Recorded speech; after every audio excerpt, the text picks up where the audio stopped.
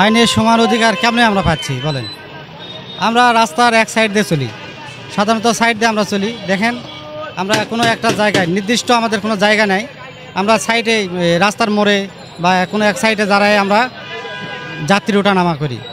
আর প্রখান্তরে auto rickshaw যেগুলো আছে, battery চালিত রিক্সা, ওরা রাস্তা থেকে অনেক দূরে থাকে, তারপরে ওদেরকে পুলিশ ওদের হয়রানি করে না, যেমনটা আমাদের করে।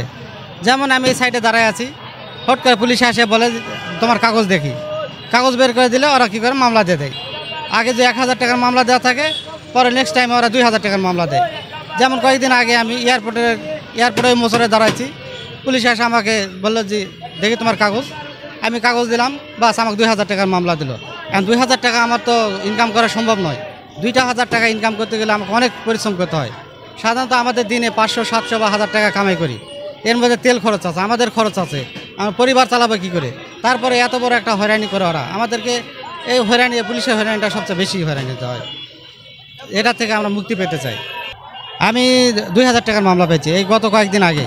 এয়ারপোর্টের ওখানে দাঁড়াইছি, এসে পুলিশ আমাদের 4 জন আসে আমার থেকে গাড়ির কাগজ চাইলো। আমি দিতে একটু অস্বীকার করলাম যে স্যার আমার ভুল হয়ে গেছে, আমি এখন চলে যাব।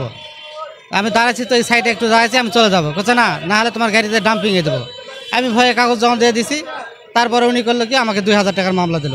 ওনাকে এত রিকোয়েস্ট করলাম, হাতে পায়ে ধরলাম যে স্যার আমার কামাই নাই, রোজগার নাই, আমি এমনিতে সংসার চালানো খুব কঠিন হয়ে গেছে, আপনি মামলাটা দেন না। শুনলো না আমার কথা, না শুনে আমাকে 2000 টাকার মামলা দিয়ে দিল। এখন 2000 টাকা ইনকাম করতে গেলে আমার অনেক পরিশ্রম করতে হবে।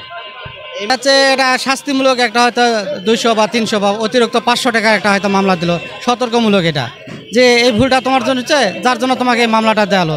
300 বা 400, অতিরিক্ত হলো 500 টাকা নাই দিল। 500 টাকা দিলে তাও আমাদের কষ্ট হয়ে যায়, তাও 2-4 দিন গাড়ি চালায় এটা মামলাটা ভাঙানো সম্ভব। আমি মামলা ভাঙাতে পারতেছি না এখনও। দিনে দেখা যাচ্ছে গাড়ির সমস্যা হয়, গাড়ির মোবিল পাল্টা, তেল পাল্টা, আমার তো কয় টাকা কামাই হয় বলেন? সারাদিনে কয় টাকা আমরা রোজগার হয়? এটা নিয়ে আমরা খুব কষ্টে আছি, যাতে এটা মামলাটার বিষয়টা যেটা।